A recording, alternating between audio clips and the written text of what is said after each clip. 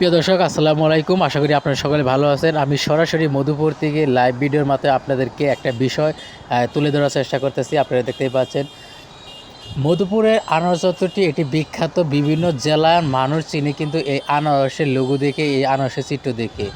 তো আমরা একটা জিনিস খেয়াল করতেছি, বেশ কিছুদিন আগে এই আনারস চত্বরটি মানে ধুলো ময়লায় রংটা নষ্ট হয়ে গিয়েছিল। নতুন করে আবার রং করা হয়েছে সবার দৃষ্টিকোণ থেকে। তো আমার কি মনে হয় না যে মধুপুরে ভালো করে রং মিস্ত্রি আছে, যে এখানে 500 টাকা 600 টাকার রং যাবে, 200-300 টাকার একটা মানুষের বিল যাবে। সেইখানে আপনারা এইরকম এত সুন্দর একটা আনারসের রং করা ডিজাইনটা দেখেন, কি মানে ফরমালিন যুক্ত করেছে। আপনারা প্রথমে দেখেন রং করার আগের আনারস চত্বর আর রং করার পরে মধুপুরের আনারস এখন যেন ফরমালিনের প্রতিচ্ছবি।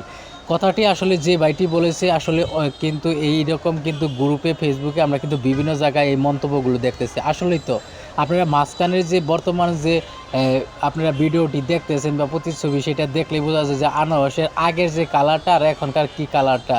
এখন মনে হইতেছে যে একবারে ফরমালিন যুক্ত, একবারে হলুদ পকপকা। তো আমি দৃষ্টিকোণ করতেছি এটা শুধু মধুপুরবাসীর আনারসের ছবি না, এটা মধুপুরবাসীর ইমোশন, টাঙ্গাইলের ইমোশন। এটা মধুপুরবাসী যারা মধুপুর থাকেন, এখানে কয় টাকা খরচ হবে এই রংটা করতে? আমার তো মনে হয় 500 থেকে 1000 টাকা এখানে খরচ দিতে পারে।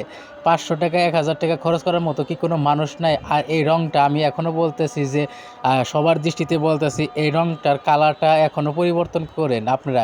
এটা কি একটা কালার করছেন, আগের যে ইমোশনটা, আগের যে ছবিটা ফুটে উঠেছে, সেটা কিন্তু এখন এই কাজটা ফুটে ওঠে নাই।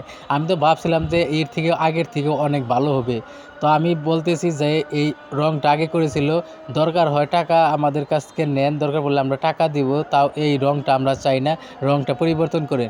যেখানে হাজার হাজার মানুষ, বিভিন্ন জায়গার মানুষ এখানে এসে একটা সেলফি তুলে, ছবি তুলে, আর সেই জায়গায় এই আনারস চত্বরটি এরকম হবে সেটা আমি কল্পনার বাইরে। আমি ঈদের দিনেও এখানে দেখছি যে অনেক মানুষ ছবি তুলতেছে। তো এই ছিল আমাদের ভিডিওটি ভালো লাগলো অবশ্যই।